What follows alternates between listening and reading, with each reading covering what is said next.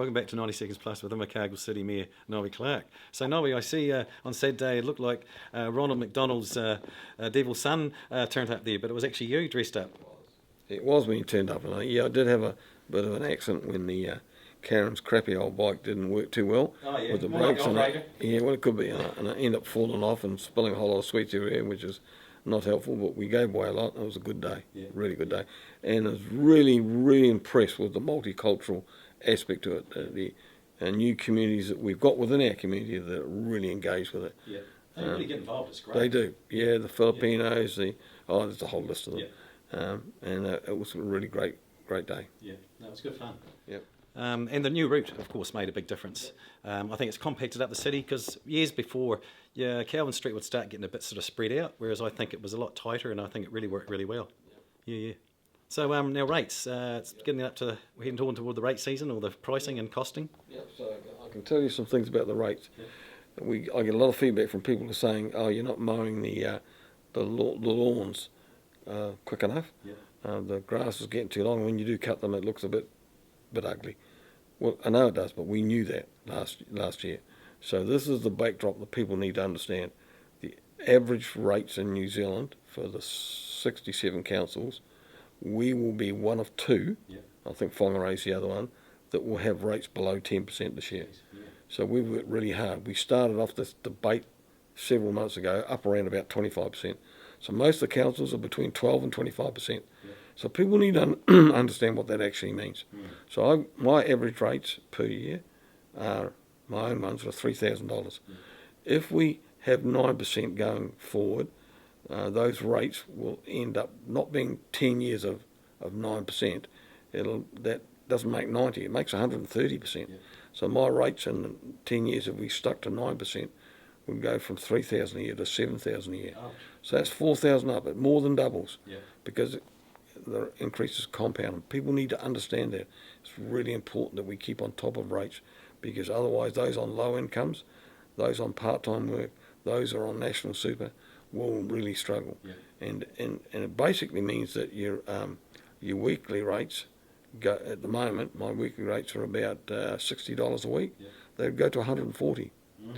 What does that do to a person that's got $50 or $60 a week to spend on food? Yeah, that's right. It just basically bankrupts them or forces them out of their home. Yeah. So we're doing real hard work to keep our operational costs down and to make sure that we cut our cloth. And you cut cloth one or two ways. You reduce the services so you don't do things as frequently as you would do, or you cut out some services, and with that goes staffing. Mm-hmm. Now, we're not suggesting we're cutting staff. What we are saying is we're looking at cutting our cloth, because if you want to be Rolls Royce, we can provide that, but accept that your rates will go up 20%, 25%, and we can't afford that, I don't think. So it's a really, really tough area, and it gives me and probably some other councillors some sleepless nights worrying about what does our city look like and how good is it to live in, as opposed to what's the affordability. Yeah. And if you look at Auckland, that's talking about 25% rate increases. That's eye-watering. Yeah. People just can't afford that. Well, we can't afford it. Yeah. It is my observation is councils are probably one of the worst at either looking at their cost base and going, can we cut some costs? It's always just, we'll just yank the rates up. We've done that. We've held vacancies. Yeah. It wasn't too long ago when I came into this role as mayor that we had about 60 vacancies, which was way too much in an organisation our size. So we filled some, but how many do you still retain? But it's not just that. There's cost to be saved if you don't cut grass. Mm. It's not just in the savings and the staffing, it's in how much fuel you have to use and all that sort of stuff. So there's lots of ways. I mean, for argument's sake, could we have the library closed for one day a week? Yeah, good point. So could it be closed on a Wednesday or a Thursday? Yeah. I mean, I'm not suggesting we're going to do that because I don't want people to be uneasy about it. But they're the sort of things you look at. Yeah. Would Splash Palace be open 7 days a week for whatever number of hours it's open, 10 hours a day?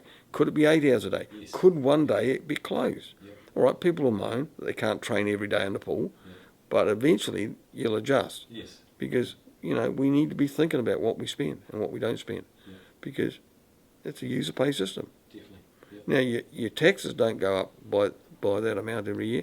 Taxes don't go up 10%. No. So at the moment, I don't know what you pay on a low income, but it's something like 19%. If that went up roughly 2% every year for the next 10 years, the government wouldn't survive the 3 years, never mind beyond 3 years. Yeah. And we're no different. We've got to get a balance in that area. So it is a really tough environment because we do see the impacts of those cuts that we make. And obviously on Tuesday, it was good to see the council approved or ticked yes to the naming of the airport terminal, the Sir Tim Shadbolt airport terminal. I think that was a great way as a tribute to Sir Tim. So looking forward to seeing that come play out next year. I think the vote was 10-1 from memory. Yeah. So that was pretty strong in favour. Yeah. So that was helpful. It's a good acknowledgement. Yeah. And it'll probably be in about February that we'll get something done. I think, and nicely, I think he's got a birthday in February. Oh, yeah. And if that's the case, then it'd be nice to do some sort of opening at the airport or recognition at the airport and let him unveil a plaque or whatever. But we'll do some naming. We'll put up some pictures.